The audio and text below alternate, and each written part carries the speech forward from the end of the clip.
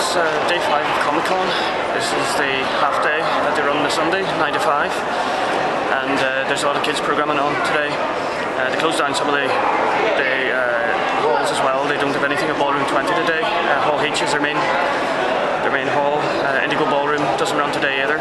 But they do have some big panels in there. They had Glee this morning and it had a very big queue. I didn't bother trying to get into that. But I may do the Sons of Anarchy panel that they have later. Not even sure what else is on today. I didn't really plan on doing any panels. I was just going to do my shopping for the weekend. So Sunday tends to be a good day to do that, unless you want something very, very specific. A lot of the prices will drop. All the dealers will reduce the prices or take 10-20% off just to get their merchandise sold. So it's a good day to pick up anything that you want. It also saves you carrying it around with you.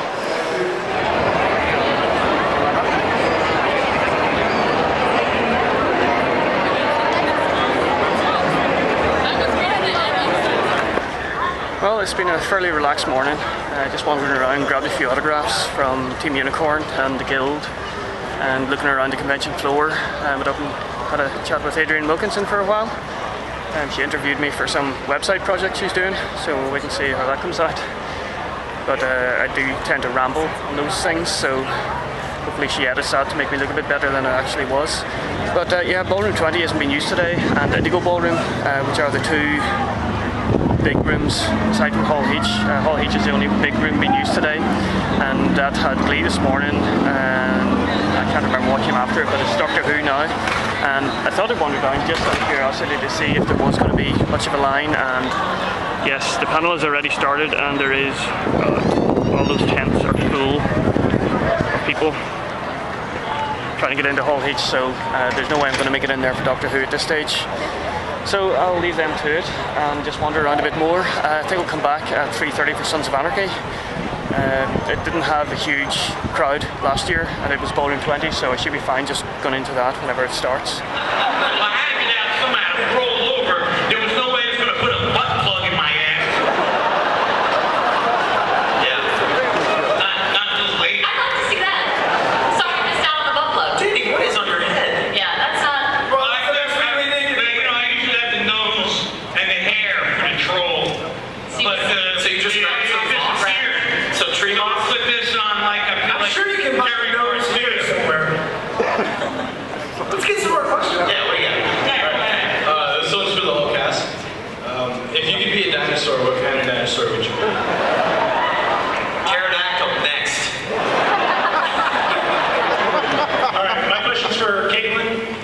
Caitlin, you have a distinct ability to gag very convincingly. I just want to know how that ability was discovered. Would it take hours and hours of training? Wow. That's a good question.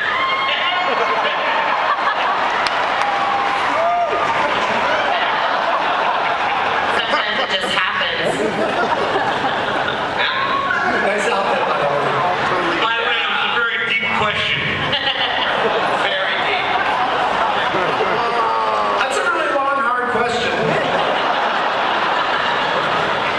If you ask anyone who's ever been to prison, I think the vast majority of the time spent in there is thinking about what you're going to do when you get out. So we all come out with a real head of steam. We're a little tougher, if you can imagine it, than we were. We're a little less patient. And I think for Jax, the big thing is that, you know, obviously through the course of season 3, with my baby being taken, you know, the vast majority of the time span of season 3 was just spent in pursuit of getting Abel back, getting him home safe.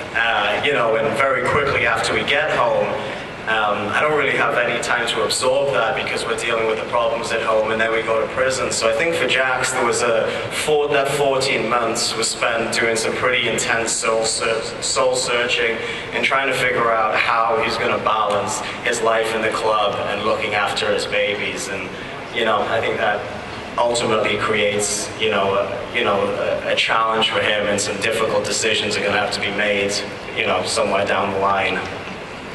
Gemma was on house arrest for a good 6-7 months, so she was home shopping, I'm sure.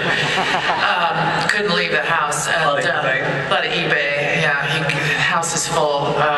There's been some income coming in, but yeah, I think at the beginning of season 4, you see a very happy Gemma. That the babies are at home, the guys are coming home. Things are a little more lucrative. There's some changes in Charming she's not quite sure about, but basically it's a happy Gemma to begin with, and doesn't really last that long.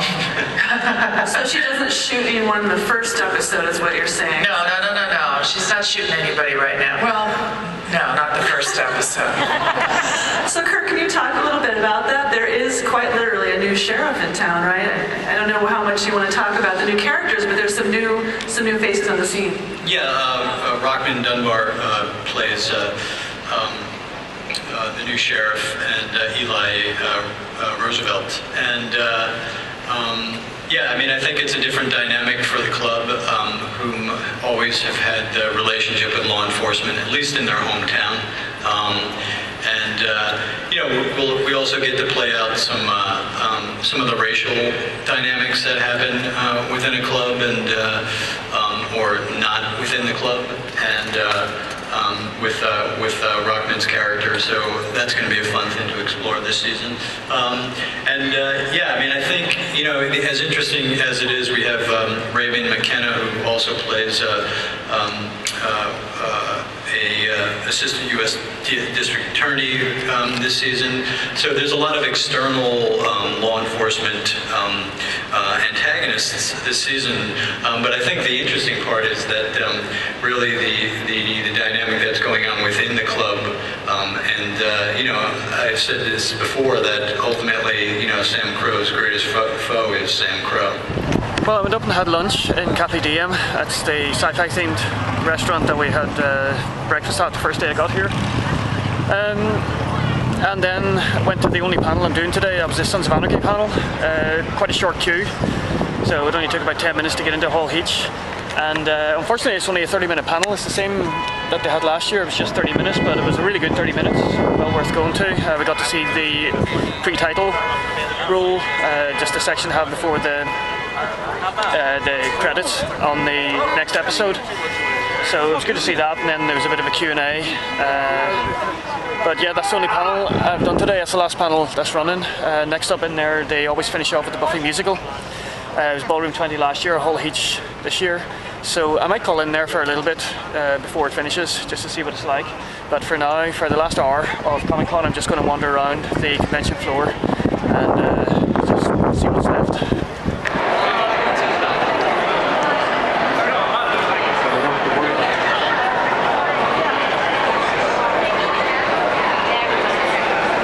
Well, that's it. Comic Con is finished now for another year. I ended up not going in to see the Buffy musical. Just met up with some people, said some goodbyes, and now I'm in helping Mary Lee to tear down her booth a little bit. But yeah, it's been a very long.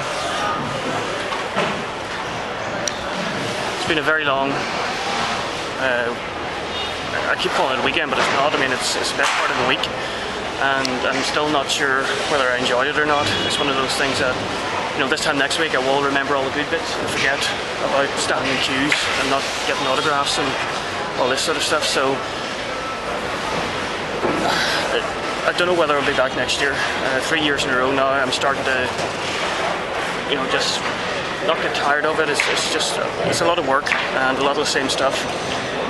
So I may give it a miss for a year or two, and then I think if I came back I would enjoy it a lot more. But at the minute, I feel like I'm, you know, sort of somebody with a hangover, saying I'm never going to drink again. At the minute, I'm sort of thinking I'm never going to come back here again. But I know in a few days or weeks' time, or certainly whenever tickets are announced for next year, I'll probably be first in the line to buy them. Well, I'm back in LA. It's now Tuesday or Wednesday morning. It's like 2:30 in the morning. So I've had a few days to think over Comic Con and try to figure out if I enjoyed it or not. And I still don't know. I know I didn't enjoy it as much as last year anyway. I didn't get as much out of it either. I didn't get as many autographs. I didn't get to as many panels. on the other hand, I did get to meet up with a lot more people. I got to do some stuff off site, got to a few parties, that sort of thing. So it adds up differently, but it just seemed like I was enjoying it less as it was happening this year. Whereas last year I was enjoying it as the days were going by. So the thing about Comic-Con is that there's so many things going on at the same time. It's like 19 panels at any one time during the day, and so it doesn't matter what you're doing, you're always missing out on something. And this feeling of standing in queues for 2 or 3 hours at a time to get into a panel, you're missing out on all these other things that are going on. That's just frustrating. So you've, like I said, up to 19 panels. You have all the autographs going on in the sales pavilion, the autographs going on the exhibition floor, in the WB booth or the Fox booth. There's a lot of things that you miss out on, and then there's all the off-site events as well. So things like Nerd HQ, we'll have to see how that plays out over the next few years, because that was a success. That was actually Levi sort of running his own mini convention alongside Comic-Con. He'd taken over a venue there and ran panels. They were cost $20 a go, and 100% of that went to charity. But it did mean that you paid for your ticket, you got your seat, you were guaranteed a seat, you didn't have to queue, and afterwards, if the panelists were signing, you got your autograph. So that's a lot less hassle for people. It's a much easier way to enjoy the event. You could even come to Comic-Con without having a ticket and just do off-site events and still have a great time, and then meet up with all the people that you know. There's no easy way to figure out why I didn't enjoy it, but we'll just have to see what happens next year. I don't know if I'll come back next year. I might try Dragon Con, or I might try New York Comic Con or Calgary or something like that. But if you enjoyed these blogs, let me know. I hope you have enjoyed them. I'm going to keep them going for the next few days that I'm here in LA, just while I have something to talk about. And if I ever come back over here to an event, I may try to do them again, maybe do them a bit better, and film stuff as it's happening, rather than doing it as it's happening and then telling you about it afterwards. But that's it from me. A few more blogs of what I've been doing here in LA, and then back to a Glee event, and then back to normal life.